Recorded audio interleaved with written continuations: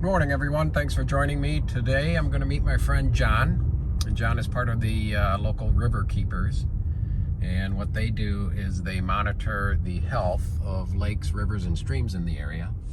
And I've been helping him and a few other people for the last several years. And we're headed to a place in central Wisconsin. And I'm driving along this very, very pretty prairie. Probably can't see it too well. But this really cool country road. We're headed to the Emmons Creek area in central Wisconsin, and we're going to be monitoring two rivers this morning, Emmons Creek and Hartman Creek. So thanks for joining. Well, we're starting to get near Fountain Lake, which is the headwaters of Emmons Creek, and this is really a cool country road to drive along, and we'll be there in just about a half mile.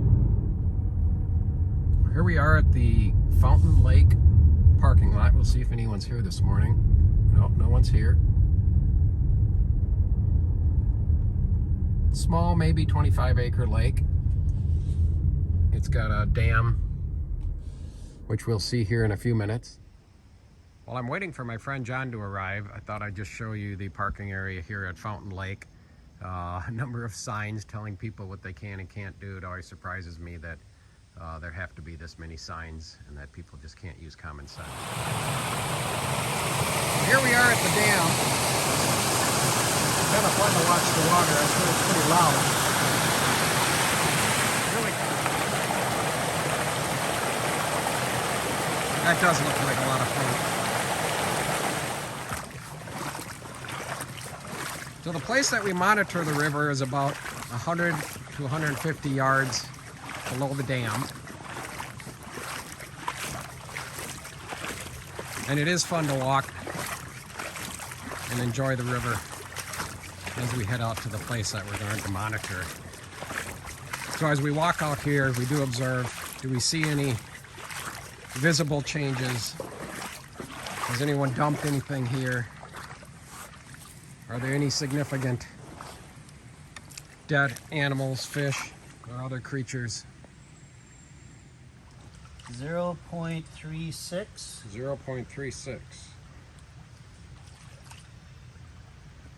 That was 14 feet. Yep.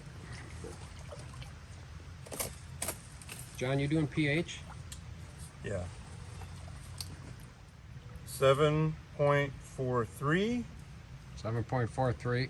And just on a notation next to pH, there's just put T for temp, 20.8 degrees C.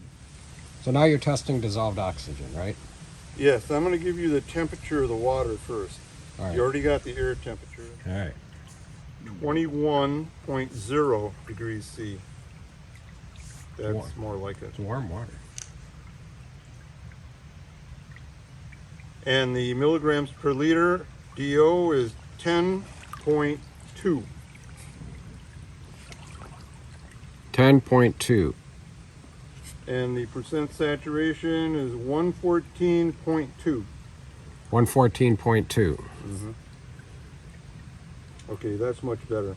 So when you're using this meter, if the numbers are jumping around like they were, I had that up too high. Oh. Because it was not deep enough. Now that it got down deep enough, it's stabilized. So the numbers stabilize, they quit jumping around. Then it's time to take your reading. So you got everything, Tom? I got everything. Do we do?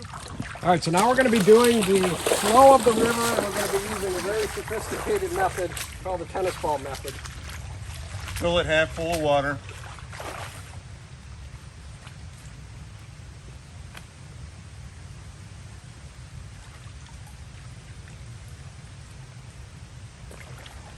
And we're going to take four different readings? I don't know where's your marker. The double rock. Stone on top of Okay, the stone. gotcha. The double rock. So four, John, we're going to do 4 trials. You got Yes. a stopwatch? Oh, the stopwatch, hang on. Yeah, There's something missing. All right, so we're going to do 4 trials, and we're going to time the amount of time it takes the tennis ball to go from here 20 feet down the river.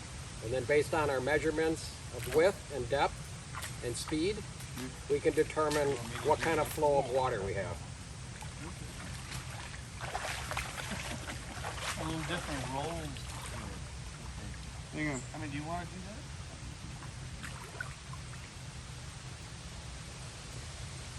So I will say go. Tell me when you're ready. Ready. Go.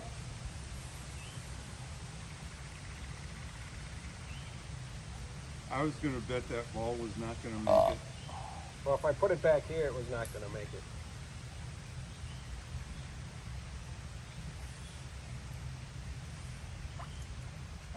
Ah, I lost a second there. 19.46.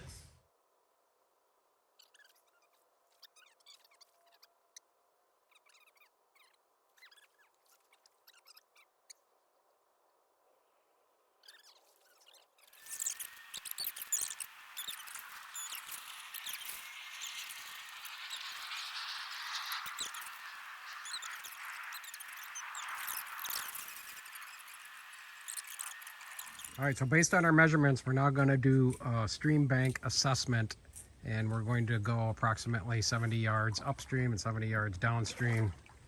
And John's going to explain what we're looking for. Okay. Well, we're going to be looking for changes in the environment, both on the bank and in the stream. So this is a wooded bank, pretty much, and I haven't done this stretch of stream before, so I don't really know what's different. I know it's going to be different here in about another minute because I see some very ripe blackberries right here that I'm going to pick. Yeah, I see those too. Wow. Oh, one for each of my team members. There it is. I think if you turn around, This is a momentous time here. There, Joe. Toast. Cheers. To the Cheers. berry pickers. Cheers. Okay. These are the ones you really miss. The easy to pick ones. Yeah, that's the low-hanging fruit. Yeah, the I don't know, low-hanging. man. That is the low-hanging fruit. So now we're going to take note of some of the things that can happen in the stream, with like the algae that's growing on the bottom here. If there's added nutrients and the temperatures are higher, it'll promote the growth of certain algae. So we're going to take a picture of this and then use that for a database, and maybe next year if there's going to be more, maybe there's something going on upstream, more nutrients, leaky septic systems, that kind of thing that could introduce nutrients into the water, as well as the natural environment as well. There's a certain amount of all your nutrients right there on the bank, so. But I would say, just for our general assessment, 20, 30 feet in, if you see trees, anything that's going to directly affect the river. If it's a washout, but a bank that's eroded and you can see that it comes down, I'd make note. Well, that's, like 100 yards off. I'd make a note of that. And limited, no significant erosion around here that I've seen. Leaf detritus and some sticks, and he stayed there. So I got real close and I could see it was a brown. He wasn't afraid of you. Well, he didn't. I just You were stayed careful. there like Yeah. a great blue Well, you heron. can. When you take a handful, you kind of can assess the fine sediments. Fines rare or absent. I'd say they're there. They're definitely there. Yeah. What's there? The fines, the real fine, almost mucky stuff. Oh. River that may be obstructing the river or creating new pools or new currents and that sort of thing. The banks here are very shaded. Got some nice big hemlocks here, so we kind of take note of that. And if there's any kind of logging activity or any kind of excavation of any sort, somebody looking for gold or whatever, you kind of, if you see a difference on the bank, that's kind of what we're after too.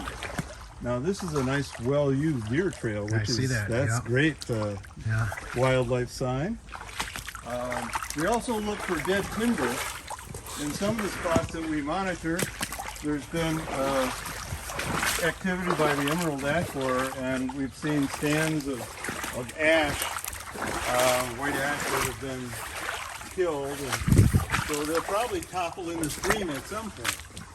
So we also look for any kind of wildlife in the stream. You know, if we see trout, we're gonna try to identify them and put those down on the list, because that all adds up to what comes out as the stream quality and the quality of the surrounding area. So in this stretch, the stream kind of narrows because the water levels are much lower. It's late August. It's probably kind of normal for here. And there's some good weed growth here. So this kind of weed growth harbors a lot of biotic insectivora. And that's what the trout like to eat. You know, caddis and dragonfly larvae and damselfly larvae, and a number of other bugs too. Scuds. Oh man, scuds. Supper's on when it comes to scuds. There's tons of those. But see, now there's lower water and warmer water in that area, in that pool, so you have probably a little bit more growth of that of algae. So you got algae here on the right, and you've got, what was this plant called? It's just a good leafy water plant. I'm not sure exactly what it is. I just give it a name, John. Just Yeah, give it a name, John. I'm gonna call it hedge grass because I'm hedging on this. Yes. Oh, that's good. Hedge grass So is now, good. another Algae, thing we not look so for good. is good trout habitat. So the tangles in there with logs and undercut banks, shaded areas, that's what trout like. Trout go for that colder water because it holds more oxygen, right? So again, in these areas, there's going to be more food for them too, because that's where the caddis, that's where a lot of the bugs, that's where they're at. They're on the undersides of the logs and the leafy material in the stream. And sometimes when there's beaver activity on a stream, they'll, you know what they do, they'll block it up and they can flood large areas. I don't see any of that around here, but you know, when that does happen, trout fishing gets really good upstream for a little while until, you know, the beds all collect the silt, and then they don't reproduce trout as well. Isn't it? But it's even more than that. Well, if you have trout, you have a healthy river. Is that one of the indicators? Yes, absolutely. Okay. Yeah. What'd you find, John? Well, I found Iron ring. a metal ring. It looks like part of a barrel or something. It's kind of, so it's got a lot of growth on it. yeah, it looks like. Or not growth, but it's got like, see these little, Like barnacles almost. yeah, these are caddis. And there's a, Oh, yeah, there's there's one one right right there. there. So this is what trout eat. I mean, this isn't bad unless, you know, you got a lot of detritus. That's, you know, there's a clam. That's a, so we look at that, we look at those. Those, sometimes there's invasives, and we take note of those when we do our biotic index. So they need something to cling on to make their little cocoons and have their larvae. Maybe only knee deep, but it's deeper than any other portion of our assessment area so far. So I would call this a pool. And pools are good. Yeah, pools are really Oh, there's a number of fish just took off. yeah, they're laying in the shade. Yep, they didn't like us when we walked past. So you know, we're in the state park, so they probably have sponsored quite a bit of research, like on the Emmons, trying to figure out, you know, various things with nutrients. And so then we have willow, a big willow that's across the river here, and that's good. Willows, they got, look at how they grow, you know, branches out of what is almost a dead stump. Might have done some work here, you know. because this is what they try to do. They try to save the bank, putting rocks there, and then they create some riffles if they divert the water to kind of narrow the water course down a little bit, and it carries the silt away and it exposes the gravel beds, so it makes a better bed for the trout to spawn on. That's the bank assessment. John, in all your testing, have you ever had a stream where you noticed something significantly different that you had to report that was maybe not good? On the bank assessment, not necessarily. We've had a few trees come down.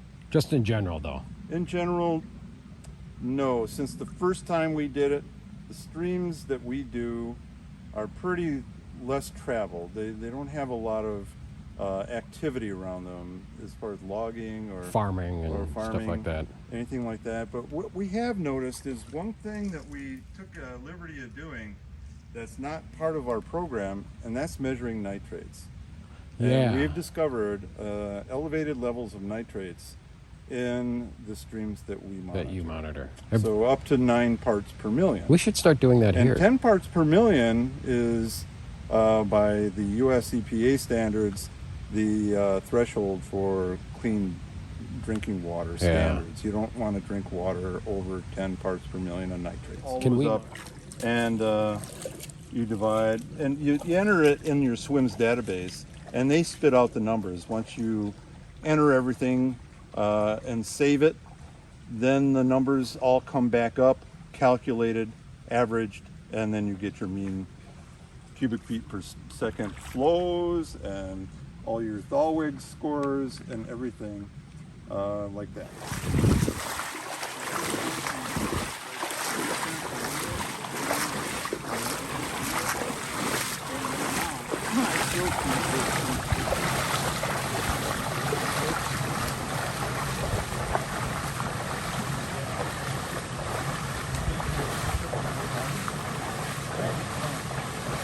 Probably the best part of this, walking down the stream.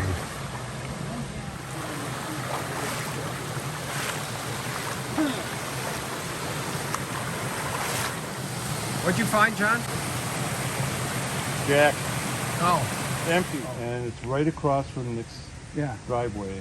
You look down that steep bank, and it's all that beautiful green. You've seen it up on the McCann River, where it's springs bubbling up.